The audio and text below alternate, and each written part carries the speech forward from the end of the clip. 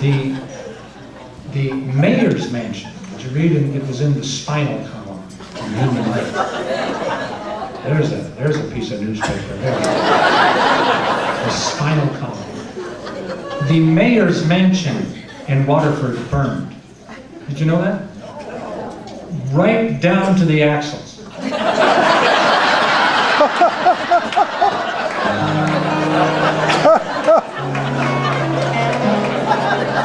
For you folks who have never been to Waterford, if you're ever in Waterford in a motel, and you remember this show, which you won't, but if you do and you want to make sure you are, pick up the phone, call the front desk, and just say, I got a leak in my sink. The guy will say, go ahead.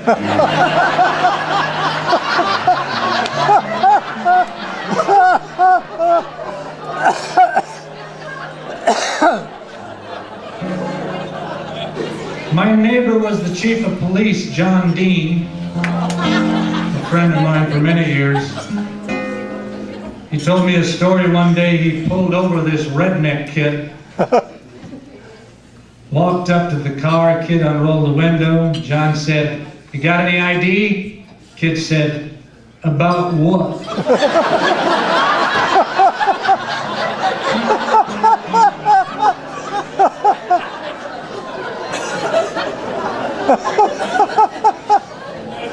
Oh, shit. You getting some of these? Are you married or happy? Are you married or happy? Oh, shit. I don't know if you know this, but they had a referendum. They were trying to raise the drinking age in Waterford to 32. Desperately trying to get alcohol out of the high schools.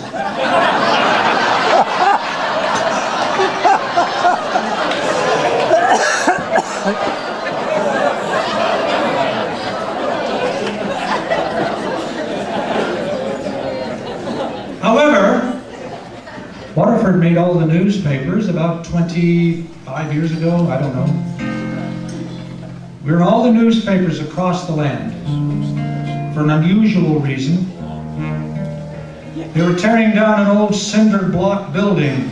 You might remember it was on M59 and Airport Road years ago, and in the utility room, tucked behind a water heater, they found a skull and bones, human type. And the forensic people figured out who this guy was. It turns out he was famous. It turns out he was the 1937 International Polish Hide-and-Seek Champion.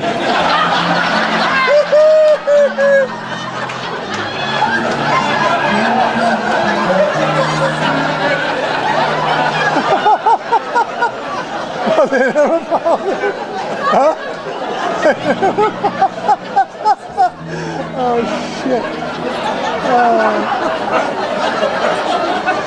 And still is champion, ladies and gentlemen.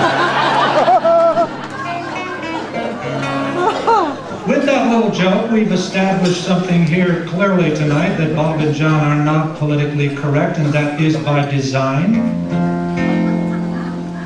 Because over the years, we've tried hard not to offend people, and it really doesn't matter what you do on this stage, you are going to piss somebody off. That's just the way it is. There's a flip side to that. When we get back to the oldest comics in the world, there's an advantage when you get old like this, and you know what it is? You can say anything you want. We don't give a shit. Yeah, I just said that, right? There's some things that come with age that are kind of cool. But you know what? It is true that this PC stuff has gotten out of hand. We've been encouraged to be sensitive. We can't tease each other anymore. Have you noticed that? I mean, I'll do a joke about a tree. There will be some environmental wacko in the room. Really, about 8 beers come up to me. Bob, Bob, Bob. Trees are living things, Bob. I'll do a joke about an animal. Someone in the room is dating a sheep and he's pissed.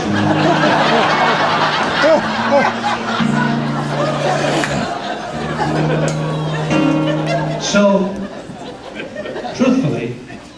we stereotype, we do all of those things that we should have continued doing because it's all in good fun. So that's what we're going to do. I'm going to give you some examples, okay? Polish guy gets arrested for rape. Take him to the station, put him in a lineup. They bring the woman in. He goes, "Hey, that's her!"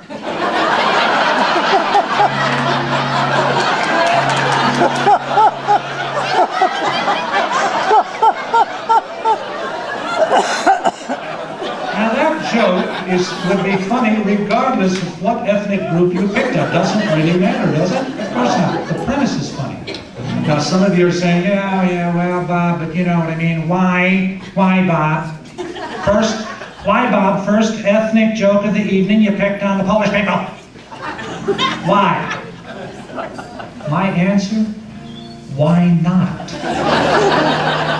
First of all, I didn't pick on anybody. I chose the Polish persuasion. Second of all, that's a small part of my heritage. I'm not offended by that at all. I'm assuming in this room there are some Polish Americans. If you are, say yay. Yay! Okay, I'll talk slower and we'll get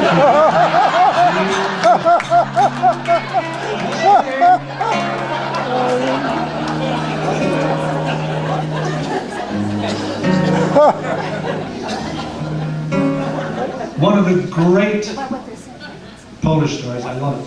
The guy in the ship told it to me and I used it and it was great. And it was the national championship soccer game between Krakow University and Warsaw University. And Krakow found out that Warsaw, their star Polish player, was flunking math. Actually, he was ineligible. So negotiations started between the two schools and they finally agreed that on game day, the championship game, they would bring Gronzo out in the field. The math professor from the other school would ask one math question, and if he got it right, he could play. If he got it wrong, he's out. Game day, 40,000 Krakow students, 40,000 Warsaw students. The moment arrives, Gronzo walks out there. The professor asks, "Are you ready?"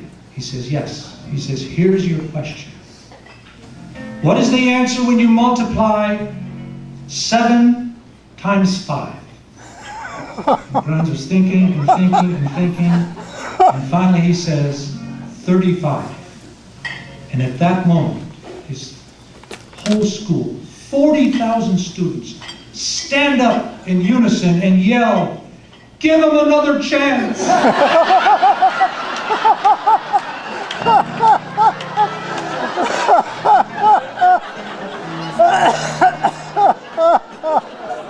That's a good one. Huh? And? What are you doing? Two guys in a bar drinking all afternoon. 6 o'clock, everybody's home for dinner. There's only 2 left and they're about 10 stools apart and they start talking. And they're drunk. So the one says, so where are you from, buddy? He's originally Poland. Yeah, you gotta be kidding me, that's where I'm from. You're kidding, what part? Warsaw. You gotta be, that's where I'm from.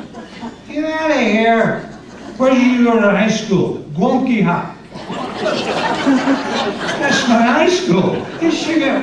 Get out of here. When did you graduate? He's 71. Hey, that's my class. The phone rings. Bartender picks it up, it's his wife. She said, "Honey, how's it going?" This is gonna be a long night tonight. The Grabowski twins are drinking again.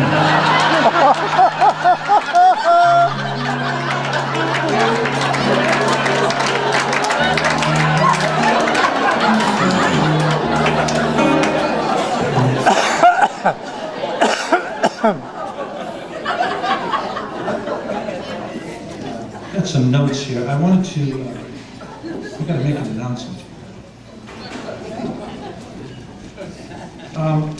First of all, by the way, I didn't tell you about John. One other thing I gotta tell you. John worked one night as a male stripper years ago. In his younger day. Long time ago. He got fired. He went to the guy, said, the owner says, why did they get fired? He said, customers were complaining they were squinting too much.